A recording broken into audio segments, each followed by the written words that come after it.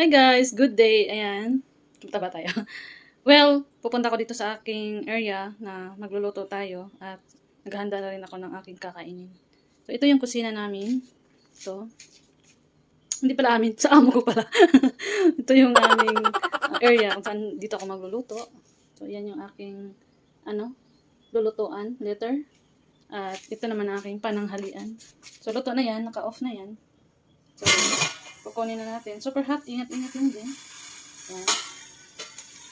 Kasi, mostly kasi dito, sa kanila, nag-iinit lang ng pagkain sa tanghalian. At saka sa, sa dinner nila is, nagluluto tayo ng bago. Pag may mga tira, okay lang yan, kakainin natin. Hindi naman tayo maarte. As long as mainit siya. Masarap pa din. Kahit iba yung culture nila dito, iba yung mga panlasa nila dito, kailangan natin makisama dahil nga importante yun.